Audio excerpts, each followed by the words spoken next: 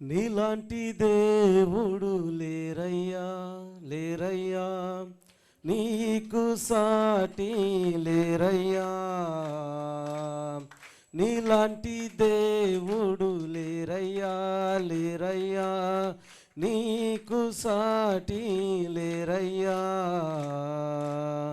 నీవే నా జీవం, నీవే నా మార్గం, నీవే నా ప్రాణము యేసయ్యా. నీవే నా జీవం, నీవే నా మార్గం, నీవే నా ప్రాణము యేసయ్యా. ఆరాధనా స్తుతి ఆరాధనా, ఆరాధనా నీకే ఆరాధనా, ఆరాధనా స్తుతి ఆరాధనా, ఆరాధనా నీకే ఆరాధనా. నీలాంటి దేవుడు లేరయ్యా లేరయ్యా, నీకు సాటి లేరయ్యా. ఆమేన్ ఆమేన్. నీలాంటి దేవుడు లేరయ్యా, ఆమేన్, నీకు సాటి లేరయ్యా. పైనున్న ఆకాశమందైనను, క్రిందున్న ఈ భూమి క్రిందైనను. పైనున్న ఆకాశమందైనను, క్రిందున్న ఈ భూమి క్రిందైనను. ఈ సృష్టిలోన ఎక్కడ వెదకినా నీలాంటి దేవుడు లేడయ్యా. ఈ సృష్టిలోన ఎక్కడ వెదకినా నీలాంటి దేవుడు లేడయ్యా. ఓ మంచి దేవుడా గొప్ప దేవుడా నీవేసయ్యా. ఓ మంచి దేవుడా గొప్ప దేవుడా నీవేసయ్యా. నీలాంటి దేవుడు లేరయ్యా, నీకు సాటి లేరయ్యా. ఆమేన్ ఆమేన్. నీలాంటి దేవుడు లేరయ్యా లేరయ్యా, నీకు సాటి లేరయ్యా. పూజింపదగిన దేవుడవు, 10,000లో అతి సుందరుడా. పూజింపదగిన దేవుడవు, 10,000లో అతి సుందరుడా. ఆనంద జ్ఞాని ఆది సంభూతుడా, తరతరాలు నే స్తుతింతును. ఆనంద జ్ఞాని ఆది సంభూతుడా, తరతరాలు నే స్తుతింతును. ఓ మంచి దేవుడా గొప్ప దేవుడా నీవేసయ్యా. ఓ మంచి దేవుడా గొప్ప దేవుడు నీవేసయ్యా. గ్లోరీ. నీలాంటి దేవుడు లేరయ్యా లేరయ్యా, నీకు సాటి లేరయ్యా. నీలాంటి దేవుడు లేరయ్యా లేరయ్యా, నీకు సాటి లేరయ్యా. నీవే నా జీవం, నీవే నా మార్గం, నీవే నా యేసయ్యా. నీవే నా జీవం, నీవే నా మార్గం, నీవే నా ప్రాణము యేసయ్యా. ఆరాధనా స్తుతి ఆరాధనా, ఆరాధనా నీకే ఆరాధనా, ఆరాధనా స్తుతి ఆరాధనా, ఆరాధనా నీకే ఆరాధనా. హల్లెలూయా హల్లెలూయా. దేవుని నామమునకు మహిమ కలుగును గాక. ఇలా కొన్ని పాటలు రాసి పాడుకుంటూ అనేక చోట్ల దేవుని సాక్షిగా వాడబడుతున్నాం. దేవుని బిడ్డలారా గమనించండి, దేవుడు ఏ స్థితిలో అయినా ఆయన స్వరముతో పిలిచి మార్చగలడు. ఆమెన్. నా పేరు మల్లెల రాజు, ఇదే గుంటూరు జిల్లా పొన్నూరు గ్రామం. ఇక్కడికి గుంటూరు నుంచి ఒక 30 కిలోమీటర్ల పొన్నూరు గ్రామం. దానికి ఆనుకొని ఉన్న నిడుబ్రోల గ్రామం మాది. మా ఊర్లో నన్ను ఒక రౌడీ ఓడు, గోండా ఓడు, వీడు కొంతమంది, వీడు ఒక నక్సలైటు, వీడు ఉద్యమకారుడు, ఇటు రకరకాల పేర్లతో, వీడు మాయిరాజు, మొత్తురాజు, ముసుగురాజు, చీకటి సామ్రాజ్యానికి అధిపతి రాజు, రకరకాలుగా పెట్టి పిలిచారు. కానీ పొన్నూరు పోలీసులు ఎస్ఐ రవికుమార్ అని ఒక ఆయన ఉండేవాడు. ఆయన నాకు ఇచ్చిన బిరుదు ఏంటంటే అలియాస్ కత్తుల రాజు, మల్లెల రాజు అలియాసు కత్తుల రాజు. కానీ యేసుక్రీస్తు ప్రభుల వారు నా తల్లి ప్రార్థన ద్వారా నన్ను పిలిచిన పేరు ఏందో తెలుసా? మల్లెల రాజు మార్చబడి ఇర్మియా రాజుగా మార్చబడ్డాడు. ఆమేన్, హల్లెలూయా, హల్లెలూయా. చూడండి దేవుని బిడ్డలారా, నేను ఏ రోజు అనుకోలేదండి యేసుక్రీస్తుని ప్రకటిస్తానని, యేసుక్రీస్తు నామములో నిలబడతానని, కొన్ని పాటలు రాస్తాం, పాడుతానని. అసలు ఇన్ని సంవత్సరాల దాకా నేను బ్రతుకుతాను, మీ ముందుకు వస్తాను ఒక సాక్షి. కానీ ఈరోజు నేను అనుకోలేదు. నేను దేవుడు లేడు అని చెప్పేవాడిని, దేవుడు ఉంటే నాకు కనపడమను, హేతువాదుగా మాట్లాడేవాడిని, హేతువాదులో పనిచేసేవాడిని. అసలుకి దేవుడు లేడు కదా, ఉంటే కనపడతాడు కదా, ఈ సృష్టి తానంతటి తాను తిరుగుతుంది, భూమి తన చుట్టూ తాను తిరుగుతూ సూర్యుని చుట్టూ తిరుగుతుంది. ఇలాగా కొన్నిసార్లు నేను మాట్లాడుతూ ఉండేవాడిని. అయితే ఏ నోటితోనైతే దేవుడు లేడు అని చెప్పానో అదే నోటితో దేవుడు ఉన్నాడని ప్రకటిస్తున్నాను. హల్లెలూయా, హల్లెలూయా. చూడండి దేవుని బిడ్డలారా, వాక్యంలోకి వెళ్దాం. కొన్ని విషయాలు నేను మీకు త్వరగా చెప్పాలనుకుంటున్నాను. మీ సమయాన్ని నేను గమనించగలను. 9 గంటల వరకే కదా, శ్రద్ధగా వింటారా? నిద్రపోతున్న గట్టిగా హల్లెలూయా చెప్పండి. నిద్రపోతున్న వాళ్ళ అన్న, మీ సేవకులు ఎందా చెప్పారు, మా వాళ్ళు గంట సేపు కంటే ఎక్కువ అంటారా అన్న అన్నాడు. ఆమేన్, హల్లెలూయా. నేను ఎక్కడ ఎంత చెప్పమంటే అంతే చెప్తాను, ఎందుకంటే సభని సమయాన్ని మేము గుర్తించాలి కాబట్టి. మీకు ఎంతసేపు కావాలో చెప్పండి. మా సర్వీస్కి వెళ్తే వాళ్ళు, నేను వేరే ఊరు వెళ్ళొస్తే అయ్యగారు 30 నిమిషాల కంటే ఎక్కువ చెప్పాకండి అన్నారు.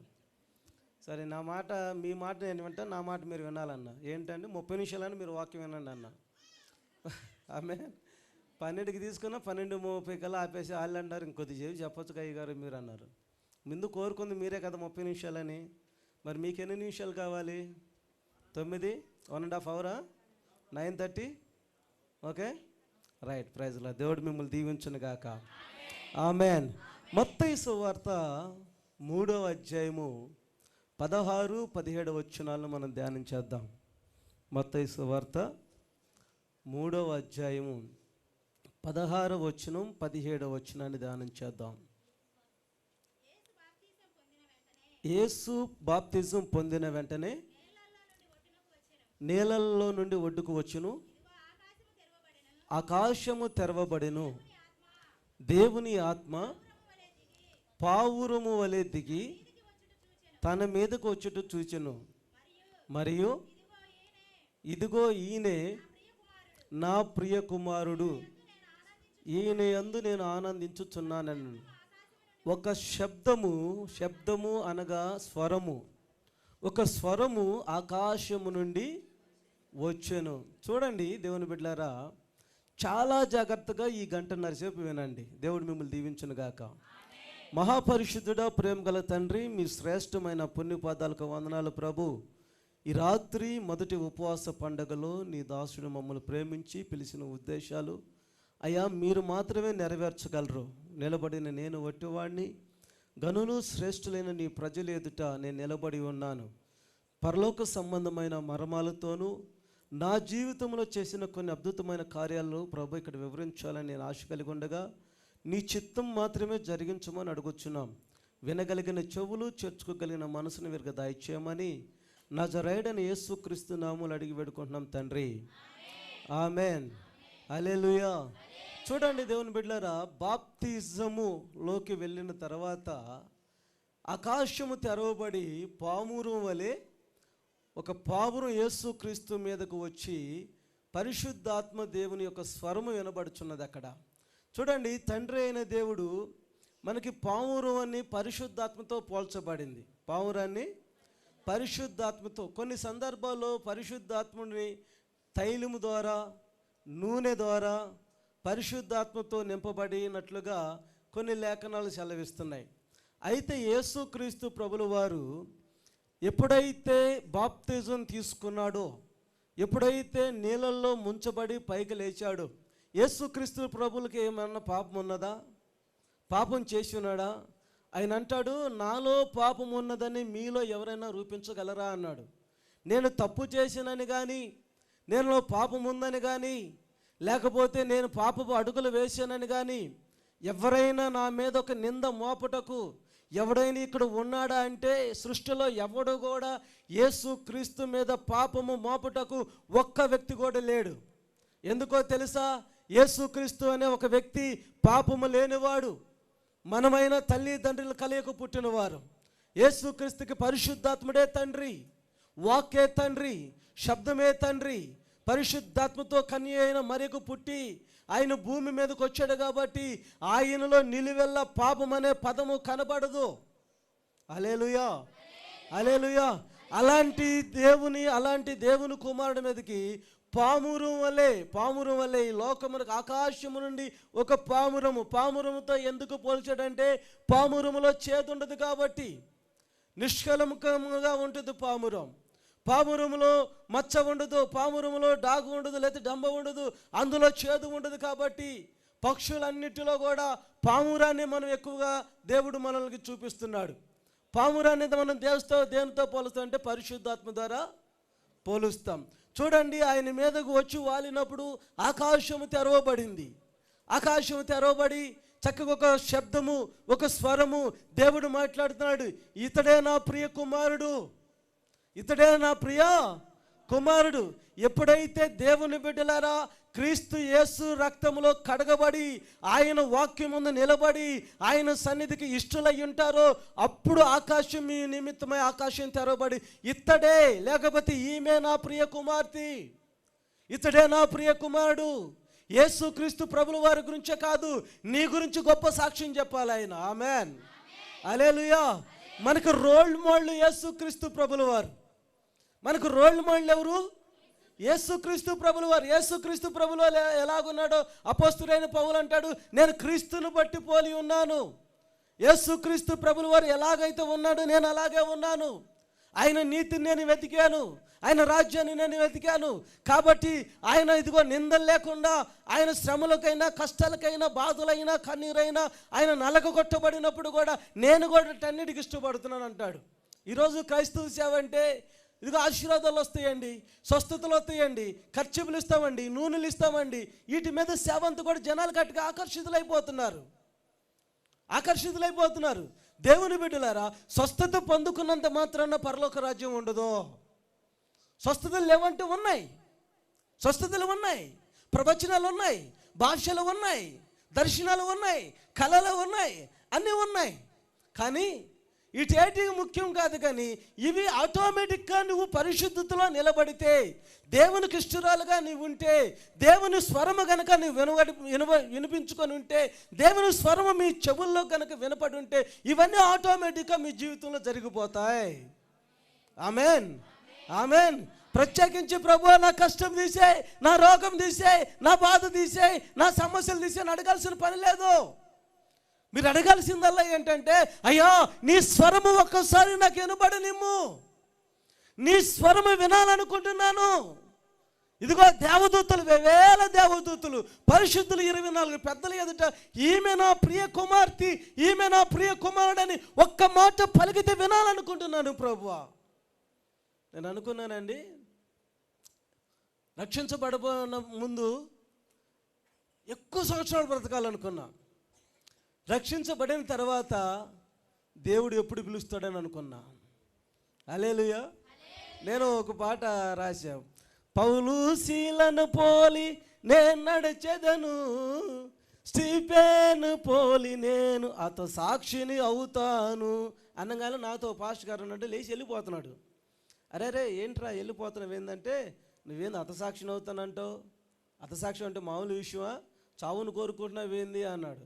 ఏమైందిరా, అతసాక్షి కంటే అంతకంటే జనితమైన జీవితాలు ఏమంటే అంటే, బాబు చావు అంటే నాకు భయం అయ్యా, నేను ఎక్కువ సంవత్సరాలు భూమి మీద బ్రతకాలయ్యా అన్నాడు. దేవుని బిడ్డలారా, నిజమైన స్వరము విన్నవాడు, నిజమైన అభిషేకం పొందుకున్నవాడు ఈ భూలోకంలో జీవితం గురించి పెద్దగా లక్ష్య పెట్టాడు. ఆమేన్. హల్లెలూయా, హల్లెలూయా. కాబట్టి దేవుని బిడ్డలారా చూడండి, పామురు స్వరము, పామురు వలె పరిశుద్ధాత్ముడు దిగవచ్చు. అందుకే పరమగీతాలు 2వ అధ్యాయము 12వ వచనం ఒకసారి ధ్యానం చేద్దాం. పరమగీతాలు 2వ అధ్యాయము 12వ వచనం. త్వరగా పరమగీతాలు 2వ అధ్యాయము 12వ వచనం.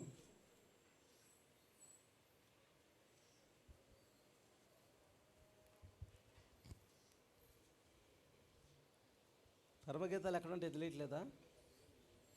సామెతలు, ప్రసంగి, పరమగీతాలు ఉంటాయి కదా, ఉన్నాయా? కనపడలేదా?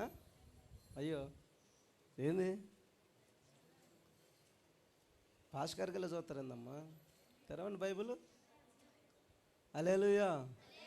2వ అధ్యాయం 12వ వచనం. దేశమంతటా పువ్వులు పూయుచున్నవి,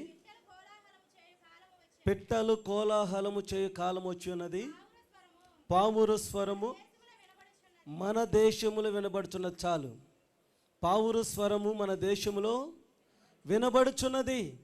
దేవుని బిడ్డ, ఈ దేశములో నీవు ఉన్నప్పుడు, ఈ దేశంలో నువ్వు జీవించుచున్నప్పుడు రకరకాల స్వరాలు నీకు వినబడుతూ ఉంటాయి. రకరకాల పక్షుల స్వరాలు, మనుషుల స్వరాలు, జంతువుల స్వరాలు, లేకపోతే ఇంకా కొన్ని పురుగులు కూడా శబ్దం చేస్తూ ఉంటాయి. నువ్వు వినాల్సిన స్వరం ఏంటో తెలుసా? నువ్వు లక్ష్య పెట్టాల్సిన స్వరం ఏంటో తెలుసా? పావురం అనే ఒక స్వరం నేను వినాలి. ఇందాక నేను చెప్పాను, పావురం అనగా పరిశుద్ధాత్మ దేవుడు. ఈ లోకములో కాకి స్వరము నీకు వినపడినా నువ్వు వినకూడదు. కోకిల స్వరాలు ఉన్నాయి, పిచ్చుకల స్వరాలు ఉన్నాయి, గర్దకు ఒక స్వరం ఉన్నది, లేకపోతే రకరకాల పాల పెట్టకు ఒక స్వరం ఉన్నది, చిలకలకు ఒక స్వరం ఉన్నది. ఏ స్వరము నీకు వినపడినా నీ చెవుల్లో వినకూడదు. నీకు వినపడాల్సింది పావురం అనే ఒక స్వరము. పావురం అనే స్వరాన్ని నువ్వు ఎప్పుడు వినాలి అని అనుకుంటే, దేవా నాకు మాట్లాడండి, తండ్రి నాతో మాట్లాడండి, అయ్యా నాతో మాట్లాడండి అని అడగాలి. మమ్మండి నేను రక్షించబడాలని ఎంతగా ప్రార్థన చేసేదో ఎప్పుడు గొడవలే పొన్నూరులో ఉన్నాయి. వారం రోజుల్లో నేను ఉంటే వారం రోజుల్లో జైల్లో ఉన్నానండి. గుంటూరు జిల్లాలో నేను అడుగుపెట్టను జైలు లేదు. నేను ఎప్పుడైనా కానీ నాకు ఎప్పుడు ఎడం చేతి కింద ఒక కత్తి, కుడి చేతి కింద ఒక కత్తి ఉండేది. నా దగ్గర కత్తులు కూడా స్పెషల్ ఉంటుంది. మీరు ఎవరైనా చాకు కనుక మీకు కోసుకుంటే మీ చెయ్యి నొప్పి పుట్టింది కదా, తెగితే నొప్పి పుట్టదా? నా దగ్గర ఉన్న కత్తుల స్పెషాలిటీ ఏంటంటే, నేను పొడిస్తే నొప్పి తెలియదు, శరీరం మొద్దుబారిపోయింది. ఒకవేళ నా దగ్గర ఉన్న కత్తులతో నేను పొడిస్తే ఎముకలు, ఈ పక్కటెముకలైనా ఎన్నెముకైనా కత్తికి తగిలింది అనుకోండి, ఎముక కూడా మెత్తకి తెగిపోయేది అనమాట. అలాగా ప్రొఫెషనల్గా తయారు చేసేవాడిని కత్తుల్ని. ఓ రోజు ఎస్ఐ గారు నన్ను పట్టుకొని, ఒరే నువ్వు పొడిస్తే నువ్వు ఎందుకు నొప్పి తెలియదు, నువ్వు ఎలాగ తయారు చేస్తావు అడిగితే, నేను ఆపు మందు ఇస్తే కనుక చెప్తానండి అన్న.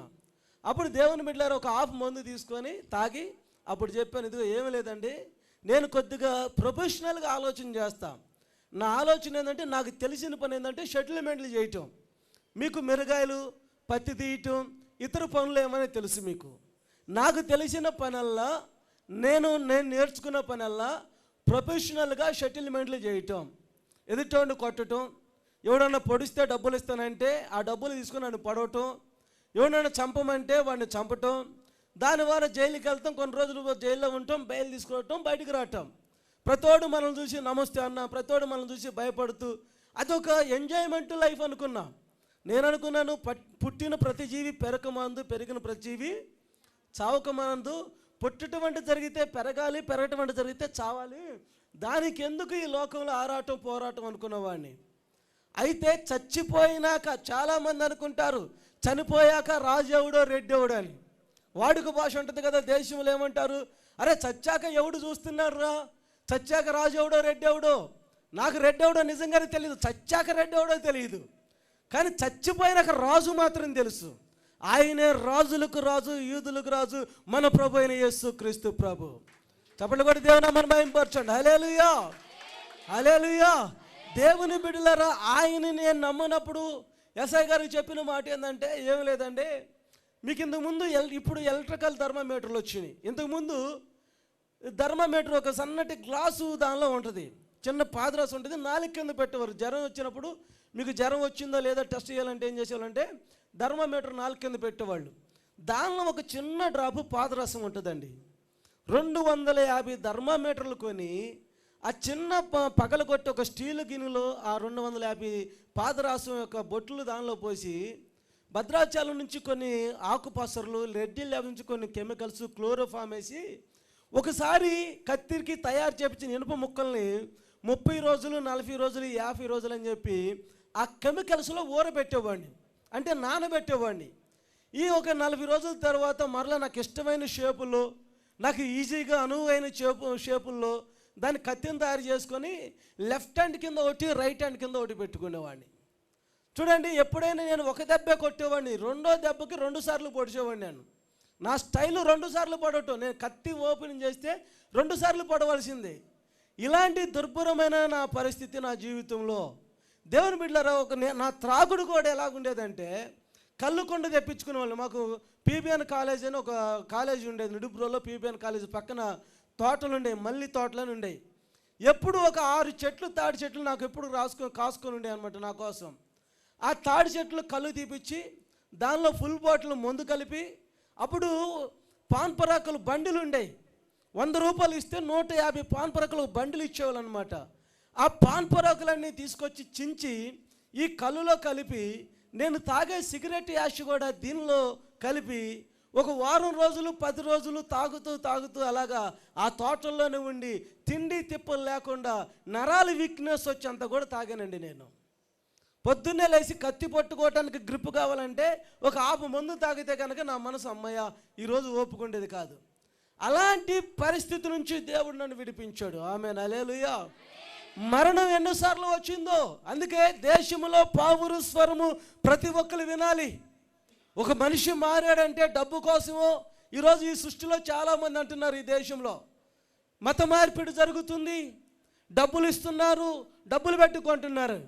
ఏ వ్యక్తి డబ్బుల కోసం అమ్ముడుపోతాడండి? నన్ను కొనగలిగిన వాడు ఎవడున్నాడా? నేను డబ్బుల కోసం అమ్ముడిపోయినా, నేను దేవుని సేవకు వచ్చినప్పుడు లక్షల రూపాయలు కారులు నా దగ్గర ఉన్న సెటిల్మెంట్లు చేసుకునే డబ్బులు, ఒక 1.5 year కష్టపడి నేను సెటిల్మెంట్లు చేస్తే 1.5 కోటి సంపాదించానండి. ఎదుటివాడు రక్తం మీద వచ్చే డబ్బులతో నేను తిని ఎంజాయ్ చేశాను. ఎదుటివాడిని చంపి, ఎదుటివాడిని కొట్టి, ఎదుటివాడిని పొడిచి, హింసించి, ఈ అమ్మాయి నాకు ఇష్టమన్నా ఇదిగో డబ్బులు ఇస్తాను నీకంటే ఆ అమ్మాయిని తెచ్చి వాడికి పెళ్లి చేసేవాళ్ళం. వీడు కాలు తీయాలన్నా డబ్బులు ఇస్తామంటే ఆడు కాలు నైట్కి వెళ్ళి మెత్తగా కోసుకొని వచ్చేసేవాళ్ళం. దేవుని బిడ్డలారా, ఇలాంటి భయంకరమైన పరిస్థితి నుంచి ఎన్నోసార్లు నేను చంపిన వాళ్ళు, నేను కొట్టిన వాళ్ళు, నా మీద పగ పెంచుకున్న వారు అందరూ ఒక టీమై నన్ను చంపాలనుకున్న కొన్ని పరిస్థితుల్లో కూడా విడిపించబడ్డాను. ఎందుకంటే దేవుని మహాకృప, నా తల్లి ప్రార్థన నాకు ఉంది కాబట్టి. హల్లెలూయా, హల్లెలూయా.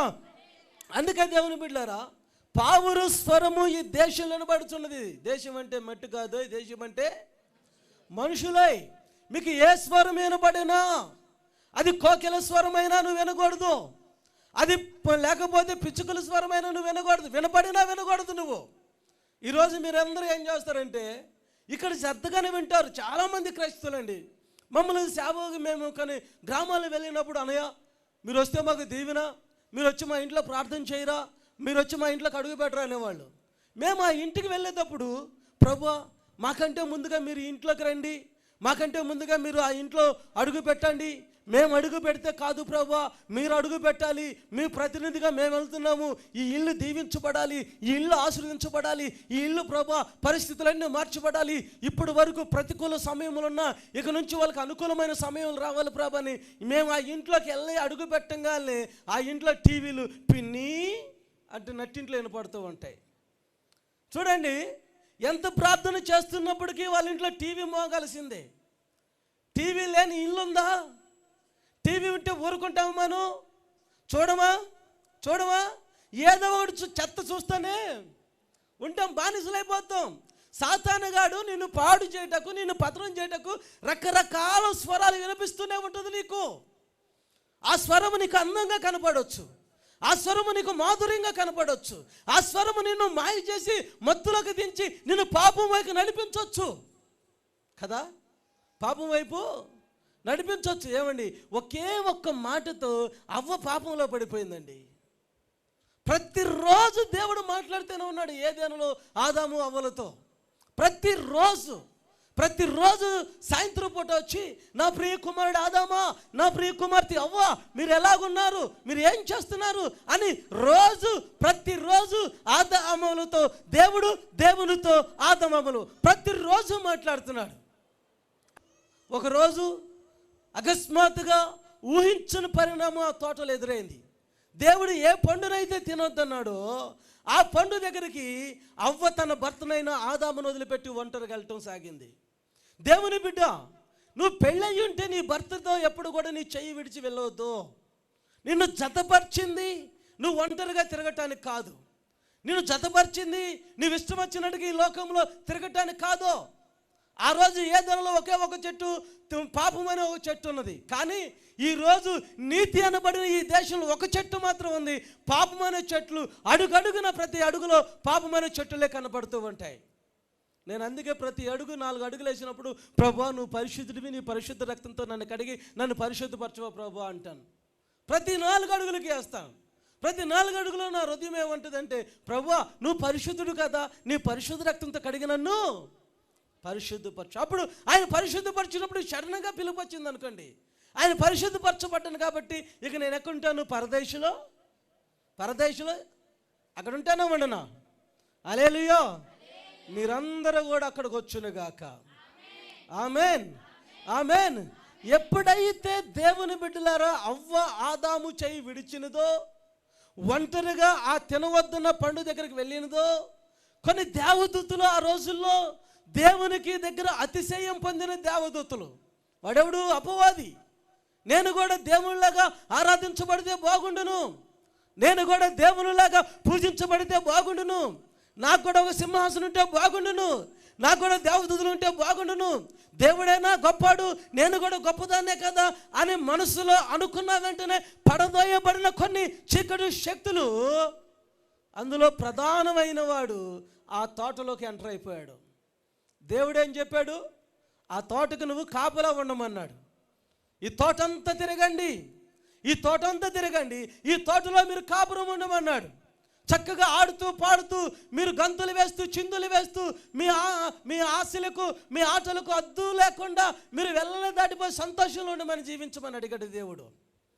దేవుని బిడ్డ, దేవుడు ఎప్పుడైతే స్వేచ్ఛనిచ్చాడో, ఆదాము అవ్వలకు మహిమ శరీరం ఉన్నప్పుడు, మహిమతో కప్పబడినప్పుడు వాళ్ళకి సిగ్గు తెలియక, వారికి భయం తెలియక, వారికి ద్వేషము తెలియక, వారి కన్నీరు తెలియక, వారి శ్రమ తెలియక, వారి దుఃఖము తెలియక ఆనందముతో ఆ జంట సాగిపోతుంది. ఆకాశములో పావురాల జంట ఎగిరినట్లు ఆదాము అవ్వలు చక్కగా ఏదైనా వనంలో ఆ పులులు మేకలతో ఆడుకుంటూ, లేకపోతే ఆ జింక పిల్లలతో ఆడుకుంటూ, ఆ బాతులతో ఆడుకుంటూ, రకరకాల పక్షులతో ఆడుకుంటూ, పేర్లు పెడుతూ సరదాగా గడుపుతున్న వారి జీవితంలో ఒకరోజు అపవాది అనే ఒక స్వరము, ఒక కొత్త స్వరం అక్కడ వినబడుతుంది. ఇది నిజమా అంటూ, ఇది నిజమా అనగానే అవ్వకి కళ్ళు బైర్లు కమ్మేసినాయి కదా.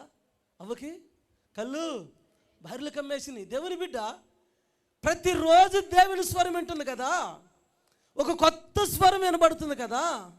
ఈ స్వరం ఏమై ఉండును? ఇది ఎక్కడి నుంచి వచ్చాను? నా పర్మిషన్ లేకుండా నువ్వు ఎలాగొచ్చావు?